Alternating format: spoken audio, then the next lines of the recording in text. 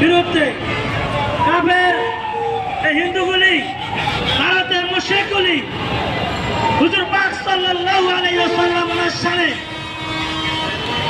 কুলঙ্গারগুলি হুজুর পাক সাল্লাল্লাহু আলাইহি শানে উল্টাপাল্টা বক্তব্য দিয়েছে। তার জন্য আজকে আমরা এখানে না আসিয়ে পারি নাই।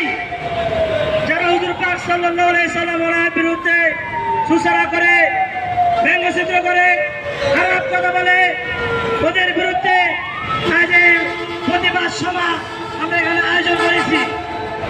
নারে তাকবীর, নারে রিসালাত। আজ এখানে অল্প কিছুক্ষণ ভিতরে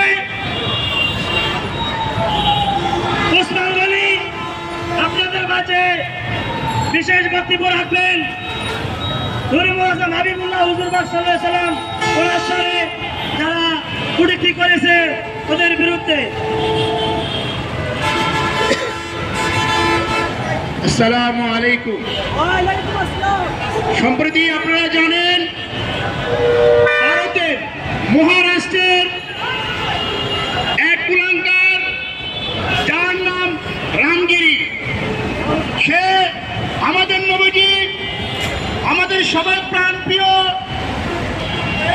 নবীজি নূরে মুজাসসাম হাবিবুল্লাহ হুজুর পাক সাল্লাল্লাহু আলাইহি ওয়াসাল্লাম ওনার সাথে সে কুটুক্তি করেছে। এই রামগিরি ভারতের সরকারকে আমরা বলছি অতি শীঘ্রই তাকে আইনের আওতায় এনে মৃত্যুদণ্ড কার্যকর করার জন্য, যদি তাকে গ্রেপ্তার করে শাস্তির আওতায় আনা না হয়, আমরা বাংলাদেশের মুসলমানরা যারা রয়েছি, তাম পৃথিবীর মুসলমান যারা রয়েছে, এই ভারতের সাথে সমস্ত সম্পর্ক আমাদেরকে ছিন্ন করতে হবে। ভারতের কোনো পণ্য বাংলাদেশে আসতে দেওয়া যাবে না এবং আমাদের বাংলাদেশের কোনো পণ্য ভারতে ঢুকতে দেওয়া হবে না। আপনারা জানেন এই ভারত সরকার আমাদের মুসলমানদের প্রায় 500 বাড়িঘর ধ্বংস করে দিয়েছে। শুধু তাই নয়, সেখানে হাজার হাজার মুসলমান ভাই ও বোনদেরকে শহীদ করা হচ্ছে শুধুমাত্র গরুর গোশত খাওয়ার অপরাধে। সেখানে মসজিদে মসজিদে ধ্বংস চলছে, নাউজুবিল্লাহ। শুধু তাই নয়, সেখানে যদি কোনো কাশি ছাগল জবাই করা হয়, তারা গরুর গোশতের অপরাধে তাদেরকে নৃশংসভাবে হত্যা করা হয়, নাউজুবিল্লাহ। আজকে আমাদের এই সমাবেশ যাত্রাবাড়ি মোড়ে সমাবেশে আমাদের একটাই দাবি, যে সমস্ত কুলাঙ্গার যারা আমাদের নবীজি সাল্লাল্লাহু আলাইহি ওয়াসাল্লাম ওনার সামনে বেয়াদবি করবে, কটূক্তি করবে, তাকে জনসম্মুখে হাজির করে মৃত্যুদণ্ড দিতে হবে। এবং ভারতে যদি দ্রুত তার মৃত্যুদণ্ড কার্যকর না করা হয়, এই রামগিরি কুলাঙ্গারের শাস্তি যদি মৃত্যুদণ্ড না হয়, আমরা মুসলমান বাংলাদেশের 40 কোটি জনগণ রয়েছে, 40 কোটি জনগণের 80 কোটি জুতা রয়েছে, আমরা 80 কোটি জুতা পিটা করে এই ভারতকে আমাদের দখলে নিয়ে আসবো। আবার আমরা 1971 সালে যেভাবে যুদ্ধ হয়েছিল পাকিস্তানের সাথে, আমরা ঠিক তেমনি ভাবে এই ভারতের সাথে যুদ্ধে লিপ্ত হব। আমরা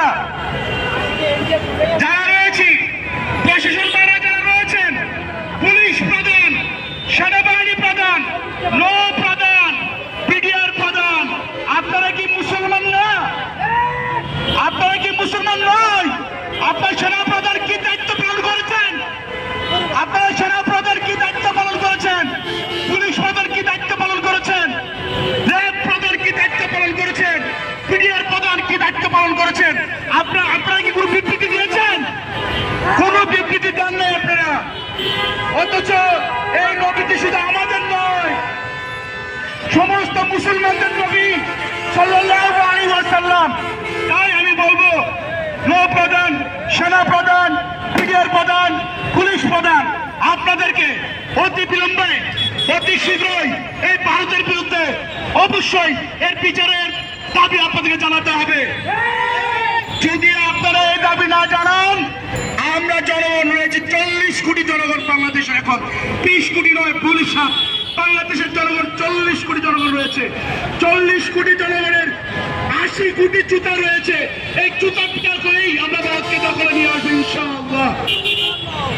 আমরা এই ভারতের মুসলমানরা নানানভাবে যেখানে নির্যাতিত হচ্ছে, সেখানে আমাদের ভারতের হিন্দুরা, বাংলাদেশের হিন্দুরা এখানে বাদশার হালে রয়েছে, বাদশা রাজার হালে রয়েছে তারা।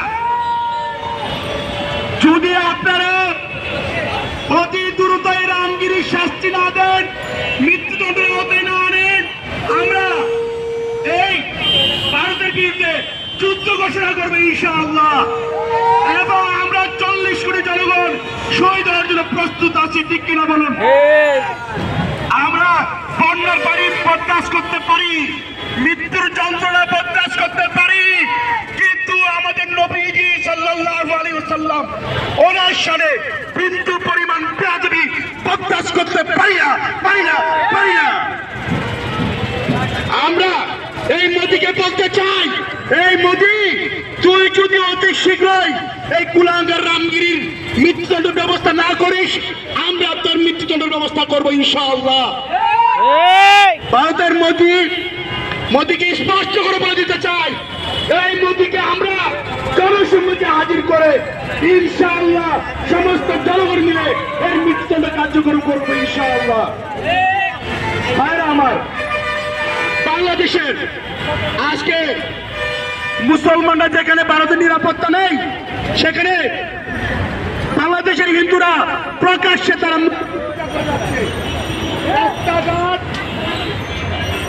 রাস্তাঘাট বিভিন্ন ঈদগাহ ময়দানটা আমরা আবার শহীদ হতে চাই। আমরা আবার 1971 সালের দিকে ফিরে যেতে চাই। আমরা ভারতের বিরুদ্ধে যুদ্ধ করব, জিহাদ করব, এদেরকে প্রতিহত করব, ভারত আমাদের দখলে নিয়ে আসবো।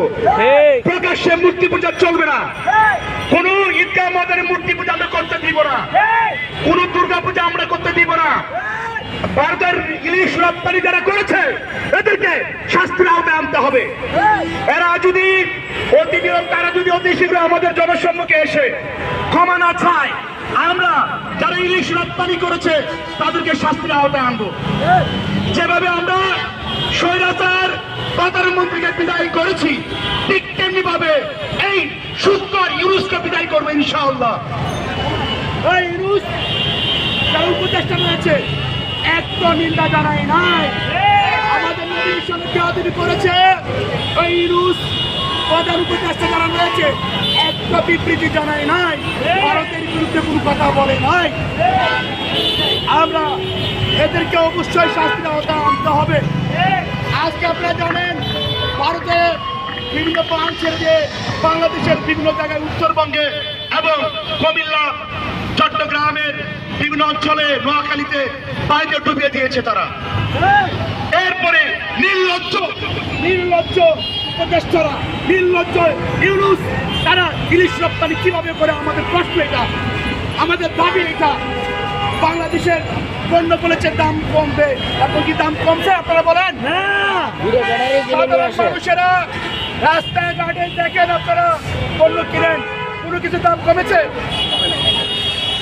ভারতের এই দালালি করতে গিয়ে আমাদের ইলিশ তারা রপ্তানি করছে। তারা এই ইলিশ আমাদের রপ্তানি বন্ধ করতে হবে। সমস্ত বাংলাদেশে রপ্তানি বন্ধ করতে হবে। দাবি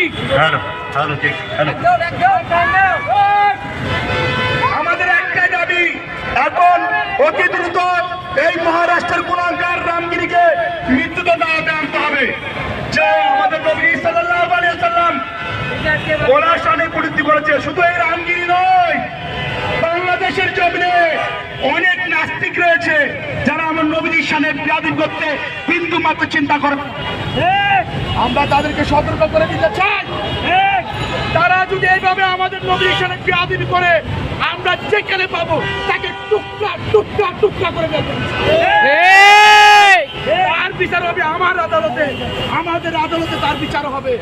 আমরা যেখানে পাই তাদেরকে ওইখানে হত্যা করবো। তাদেরকে শুধু হত্যা করবো না, এদেরকে টুকরা টুকরা করে দেবো ইনশাআল্লাহ। যারা আমার নবীর সাথে বেয়াদবি করবে, যারা আমার নবীর সাথে বেয়াদবি করতে চায়, ওই চিন্তা ভাবনা যারা করে, আমরা যেখানে পাবো তাদেরকে ওইখানে তাদেরকে আমরা কুচি কুচি করে টুকরা টুকরা করে কাটবো ইনশাআল্লাহ। তাই আমরা বাইরে আমার আপনারা আসুন মুসলমান ভাইয়েরা, আপনারা এই প্রতিবাদে নামবেন। আমাদের নবীর সাথে কি করে তারা এত সাহস করতে পারে, এর দায়ভার আপনাদেরকে নিতে হবে। নবীজি সবাই পাবেন না, আমরা উম্মত দাবি করতে পারি না যতদিন না আমরা নবীজি সাল্লাল্লাহু আলাইহি ওয়াসাল্লাম ওনার এই বেয়াদবিদেরকে, এই কুরুক্তিকারীদেরকে আমরা শাস্তি না দিতে পারবো, ততক্ষণ পর্যন্ত আমরা উম্মত দাবি করতে পারি না। এই নবী সাল্লাল্লাহু আলাইহি ওয়াসাল্লাম আমার একান্ন, আমরা সমস্ত মুসলমানদের নবী। কাজে যা সমস্ত কুলাঙ্গাররা আমার নবীর সাথে বেয়াদবি করে তাদেরকে আমাদেরকে মৃত্যুদণ্ড দিতে হবে। সরকারের আশা থাকলে হবে না, আমরা যাদেরকে যেখানে যাকে পাবো আমরা ওইখানে তাদেরকে টুকরা টুকরা করে ফেলবো, ওইখানে তাদেরকে কুচি কুচি করে কাটবো ইনশাআল্লাহ। আমার ভাইরা, এখন দেখা যাক প্রকাশ্যে মূর্তি পূজা করে। এই মূর্তি পূজা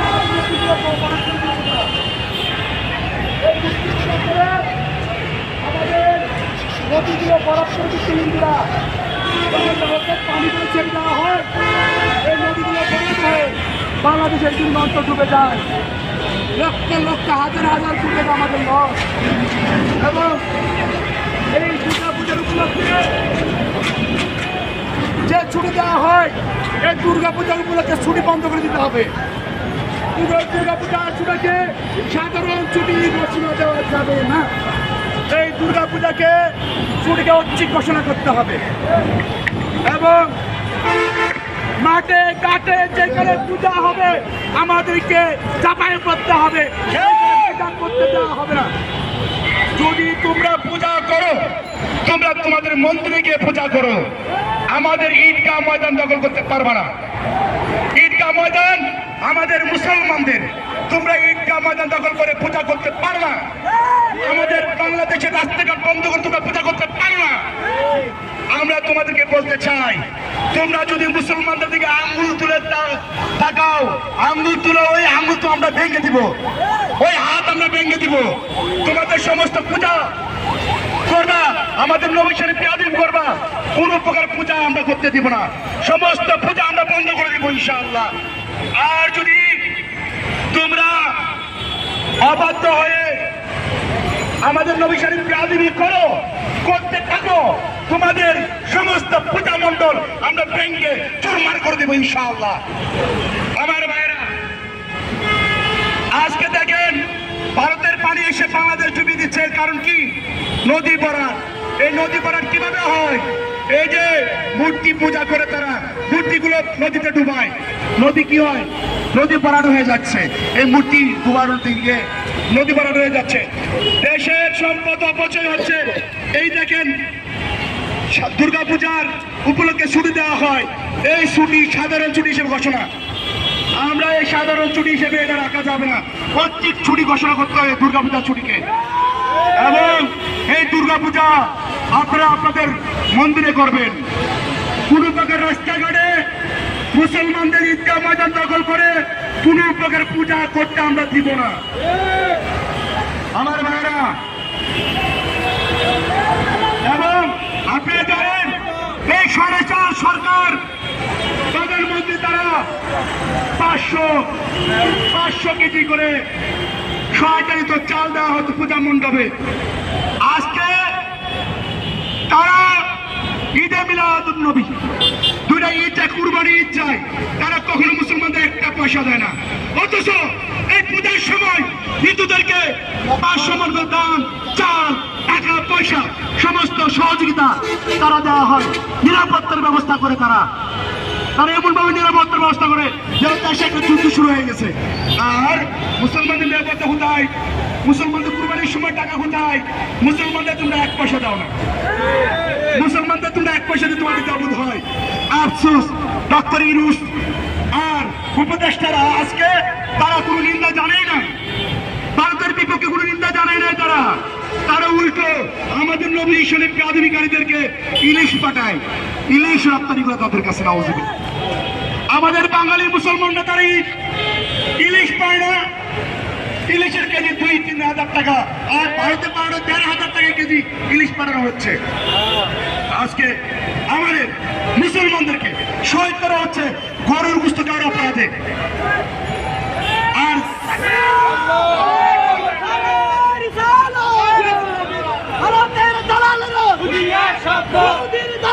হুশিয়ার সাহেব,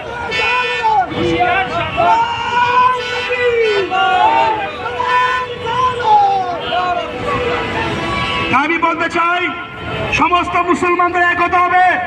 আমাদের নবীজি সাল্লাল্লাহু আলাইহি সাল্লাম ওনার সাথে বেয়াদবি আমরা বরদাস্ত করতে পারি না।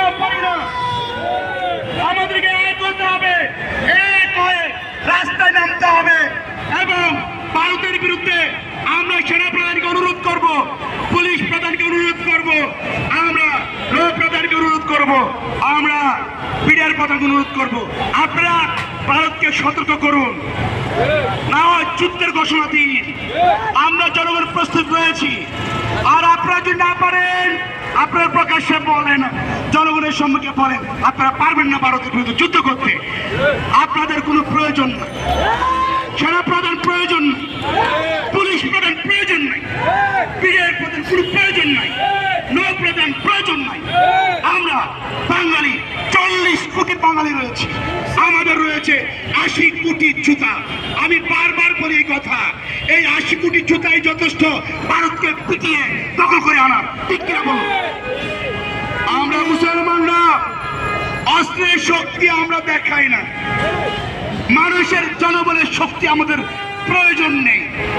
আমাদের যদি ইমানি বল থাকে 40 কোটি জনগণের প্রয়োজন নেই, 40 লক্ষ জনগণই যথেষ্ট ভারতকে বাংলার করে নেওয়া।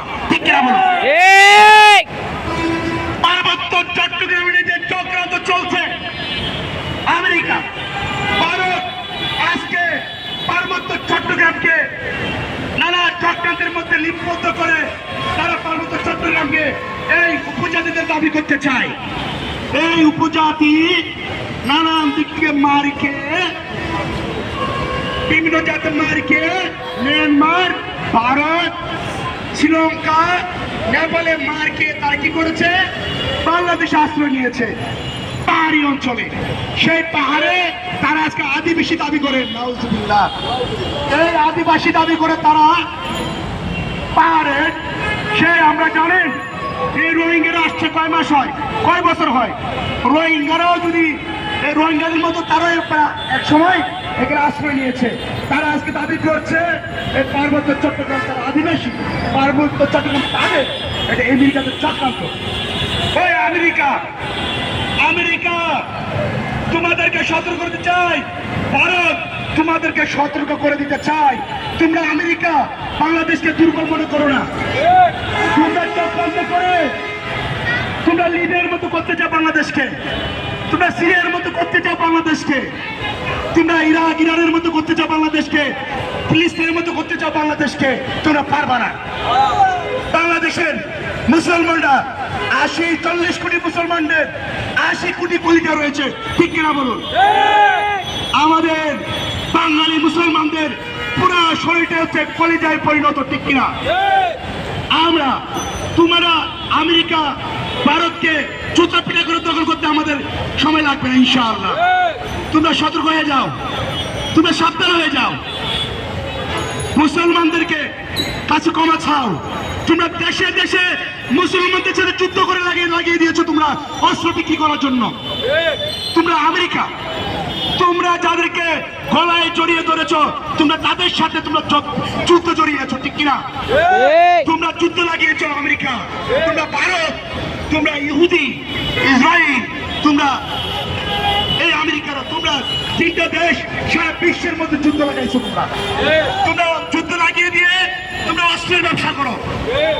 আমরা ছাত্ররা 2026 সালের যুদ্ধের মধ্যে আমরা সফল হয়েছি।